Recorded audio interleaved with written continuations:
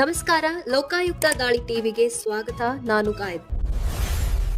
ಮೈಸೂರಿನ ಚಾಮುಂಡೇಶ್ವರಿ ಕ್ಷೇತ್ರದ ಜೆಡಿಎಸ್ ಶಾಸಕ ಜಿಟಿ ದೇವೇಗೌಡ ಜೆಡಿಎಸ್ ಪಕ್ಷದೊಂದಿಗೆ ಇಲ್ಲ, ಪಕ್ಷದಿಂದ ದೂರ ಉಳಿದಿದ್ದಾರೆ ಅಂತ ಜೆಡಿಎಸ್ ರಾಜ್ಯಾಧ್ಯಕ್ಷ ಎಚ್.ಡಿ. ಕುಮಾರಸ್ವಾಮಿ ತಿಳಿಸಿದ್ದಾರೆ. ಚಾಮುಂಡೇಶ್ವರಿ ಕ್ಷೇತ್ರದ ಜೆಡಿಎಸ್ ಕಾರ್ಯಕರ್ತರು ನಮ್ಮೊಂದಿಗಿದ್ದಾರೆ. ಚಾಮುಂಡೇಶ್ವರಿ ಕ್ಷೇತ್ರದಲ್ಲಿ ಕಣಕ್ಕಿಳಿಯಲು ಹಲವಾರು ನಾಯಕರು ಇದ್ದಾರೆ. ದೊಡ್ಡ ಮಟ್ಟದಲ್ಲಿ ತಯಾರಿ ಮಾಡಿಕೊಂಡಿರುವವರು ಇದ್ದಾರೆ. ದೊಡ್ಡ ಮಟ್ಟದ ಅಭ್ಯರ್ಥಿಯನ್ನೇ ಮುಂದಿನ ಚುನಾವಣೆಗೆ ಕಣಕ್ಕಿಳಿಸುತ್ತೇವೆ ಅಂತ ಎಚ್.ಡಿ. ಕುಮಾರಸ್ವಾಮಿ ತಿಳಿಸಿದ್ದಾರೆ. ಈ ಮೂಲಕ ಚಾಮುಂಡೇಶ್ವರಿ ಕ್ಷೇತ್ರದ ಹಾಲಿ ಜೆಡಿಎಸ್ ಶಾಸಕ ಜಿಟಿ ದೇವೇಗೌಡಗೆ ಜೆಡಿಎಸ್ ಪಕ್ಷದ ಬಾಗಿಲು ಬಂದ್ ಆಗಿದೆ ಎಂಬ ಖಡಕ್ ಸಂದೇಶ ರವಾನಿಸಿದ್ದಾರೆ.